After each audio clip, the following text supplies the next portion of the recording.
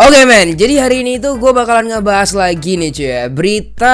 Berita lagi. Gue capek anjing bahas berita mulu gitu. Karena ini kerjaan, karena kerjaan anjing. Jadi gue baru-baru ini nemu lagi nih men ya, berita yang super fantastis juga nih kayaknya men ya, dari Cina lagi nih. Tidak ada berita tidak fantastis dari Cina selalu men. Dari Cina itu selalu berita-berita yang tidak terduga ya cuy ya. Kali ini men, gue dapet berita di mana katanya nih men ya, dua berita nih dari Cina. Yang pertama katanya Cina sedang membuat atau berencana membangkitkan orang mati pak. Ya ampun men. Orang udah is dead gitu kan, udah bye malah dipanggil lagi, kasihan gitu loh pak ya. Dia udah siap-siap gitu loh mau nerima siksaan gitu.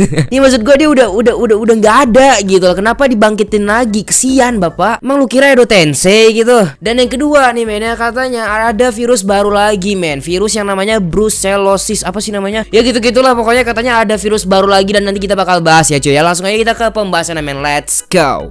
Yo, halo man, kembali lagi berkonspirasi dan ya. Oke teman-teman, jadi filmnya gue bakal bikin video kali ini. Gue bakalan ngebahas dua berita ya cuy ya kali ini men. Dua berita lagi men, seperti kemarin-kemarin lah cuy ya. Kan kemarin-kemarin kita sempat baca. Kan kita kemarin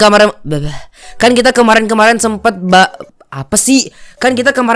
sempat bawain dua berita juga nih mena. Jadi hari ini kita bakal coba untuk bawain dua berita lagi coy, oke? Laboratorium di Cina itu berencana untuk membangkitkan orang mati ya pak ya. Wah anjir, lu bayangin gak sih, dia lagi ditanyain sama malaikat dalam kubur gitu kan, manrop bukan, tiba-tiba dibangkitin lagi ya pak ya, padahal dia udah siap-siap mau ngejawab gitu kan. Lu bayangin pak, bayangin gitu. Maksud gua nggak masuk akal gitu loh, udah meninggal dibangkitin, kagak masuk akal ya bapak ya.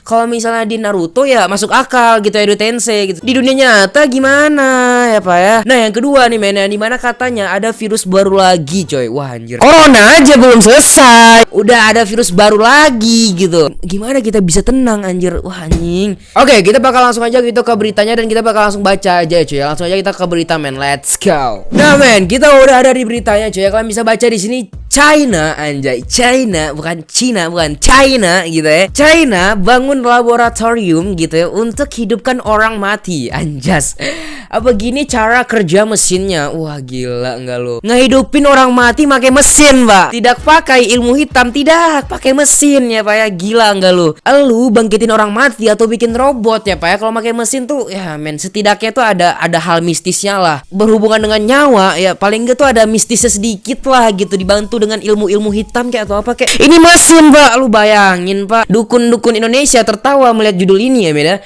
Membuat heboh dunia dengan membangun laboratorium untuk menghidupkan kembali orang mati. Oke, teknologi ini sedang dirancang dan akan diuji coba kepada 10 jenazah yang akan dihidupkan kembali. Ternyata ada ya men, orang yang menyumbangkan jenazah keluarganya untuk dihidupkan kembali gitu. Wah gila, gak waras anjir, gak waras asli dah. Ilmuwan hebat yang memilih Yin Feng semuanya memiliki keinginan unik. Ini bukan keinginan unik ya pak ya, ini keinginan goblok gitu. Lu tuh manusia, Anda tidak bisa menghidupkan orang mati, tidak bisa. Anda itu manusia ya pak ya. Kalau Tuhan beda cerita. Ampun dah ya ampun. Semua kompak meyakini bahwa suatu hari tingkat sense manusia akan maju ke titik menghidupkan kembali mereka. Itu namanya Anda melawan hukum alam, melawan Tuhan gitu kan. Udah bahaya sih menurut gue cuy. Udah kayak orang gila gitu loh. Gila sama ilmu pengetahuan. Sebuah lembaga penelitian di Cina sudah menyiapkan segalanya. Ke-10 jenazah itu akan dibekukan dalam tabung khusus. Semua standby untuk menunggu dihidupkan kembali dengan menggunakan teknologi canggih. Oh jadi gini men, konsepnya itu dimana sekarang jenazah-jenazah itu tuh dibekukan dulu coy. Ya intinya organ-organnya itu jangan sampai beku, jangan sampai busuk gitu, makanya dibekukan dulu cuy ya. Karena teknologinya belum cukup di tahun-tahun ini atau di era ini, belum cukup, teknologinya belum sampai gitu. Mereka belum ada ilmu untuk menghidupkan kembali gitu. Tapi mereka sudah merencanakan teknologi tersebut akan dibuat beberapa tahun atau beberapa puluh tahun lagi gitu. Jadi sekarang mereka cuma membekukan doang cuy ya. Karena mayat kita sebenarnya kalau misalnya udah meninggal, misalnya baru meninggal cuy ya, itu organ-organnya itu kalau misalnya dibekukan itu nggak bakal membusuk coy. Nah jadi mereka tuh mencoba untuk membekukan itu agar di kemudian hari bisa dibangkitin lagi gitu dengan organ yang sebelumnya udah beku itu gitu. Karena kalau misalnya dibiarkan ya cuy ya, organ itu tuh bisa membusuk ya men. Jadi Jadi ya itulah intinya tuh kayak membekukan aja lah gitu kan. Tapi gue yakin tidak bisa dibangkitin, anjir, yakin dah gue. Semua jenazah disimpan dalam tangki stainless steel. Siap gak lu? Stainless steel anjing. Ya iyalah, masa tangkinya plastik gitu, nggak mungkin dong ya kan. Yang berisi nitrogen cair super dingin. Iya bener. Tekniknya dinamakan cryonics ya mena. Itu adalah teknik yang menjaga tubuh manusia pada suhu yang sangat rendah dengan tujuan menipu kematian. Anjing, kematian ditipu ya Pak. Malaikat Israel marah anjir baca kayak gini sumpah dah. Nantinya laboratorium ini tidak hanya membekukan jenazah. Cina disebut bakal melangkah lebih jauh dalam penelitian transplantasi organ. Oke, udahlah bodo amat lah. Cina emang nggak pernah puas anjir, ilmu pengetahuannya emang bagus ya. Maksudnya kita menuntut ilmu pengetahuan itu bagus, cuman jangan sampai Anda melawan takdir dan juga melawan Tuhan gitu. Maksudnya itu udah ketentuan Tuhan, hidup dan mati itu di tangan Tuhan. Anda tidak bisa mengotak-atik hal tersebut gitu loh maksud gue ya cuy ya. Ia menambahkan budaya di Cina malah lebih bisa menerima metode semacam itu karena kurang religius dibandingkan di sebagian negara barat. Ya bener sih menurut gua, karena Cina itu kayak yang pernah gua bahas yang tentang Muslim Uighur ya cuy ya. Emang Cina itu tuh kalau masalah agama kayaknya agak-agak minim gitu loh cuy ya. Kayak maksudnya mereka lebih kayak nggak mementingkan agama gitu. Mereka karena sudah terlalu banyak ilmu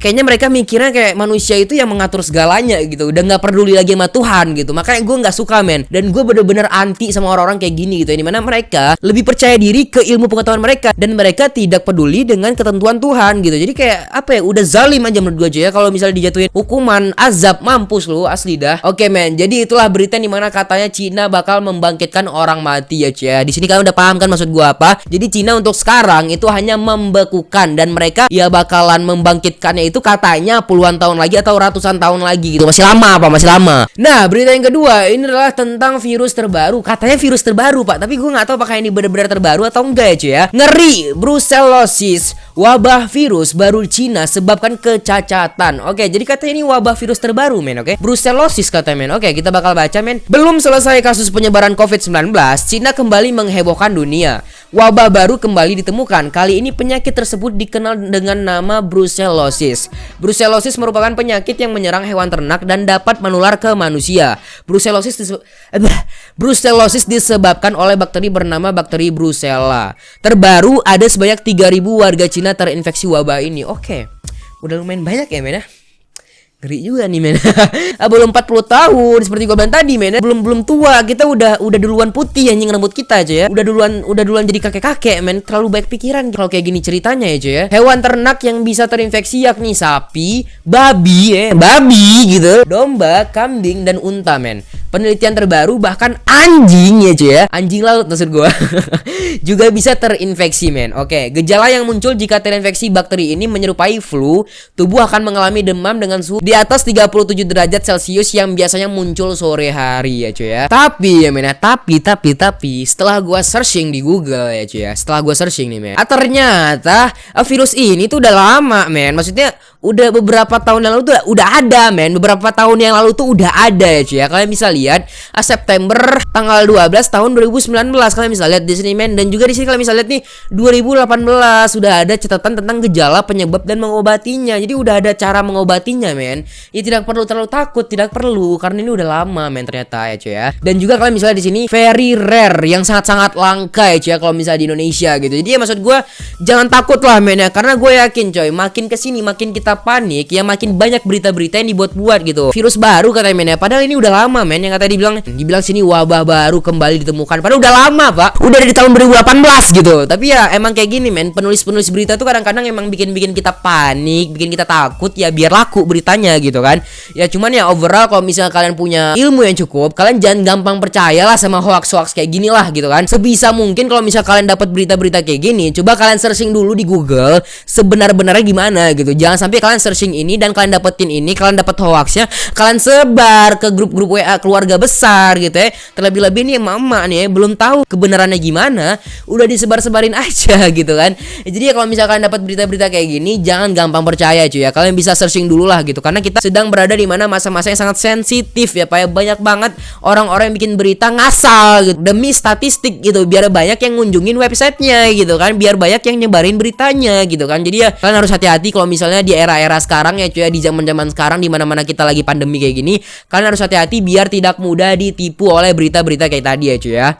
Oke men, ya udah lagi sih mungkin segitu aja pembahasan dari gua, dan overall dari sini kita bisa ambil kita bisa petik hikmahnya enggak tuh, hikmahnya gitu. Kita bisa petik hikmahnya di mana kita itu jangan mudah percaya dengan hoax. Intinya kayak gitu loh cuy ya, jangan terlalu mudah percaya dengan berita-berita gitu. Kalian harus searching dulu, cari tahu dulu apakah beritanya benar atau tidak gitu ya, baru kalian search, baru susah banget ngomong anjir, baru kalian share gitu. Jadi ya kalian harus tahu dulu berita dari mana, apakah benar atau enggak, penyebab beritanya apa, tujuan beritanya apa, baru kalian share gitu. Dan juga hikmah satu lagi aja ya, jangan pernah kalian melawan takdir gitu, qada dan qadar dari Tuhan gitu. Buat Cina-Cina nih cuy ya, maksudnya buat Cina-Cina yang ada di Cina ya, kalau misalnya Cina-Cina di Indonesia enggak lah, Cina-Cina yang ada di Cina yang dimana mencoba untuk membangkitkan orang-orang mati gitu ya, tolong Anda belajar gitu tentang Tuhan gitu. Oke guys ya, mungkin segitu aja video gue. Jangan lupa di like, subscribe, dan share video, and bye bye.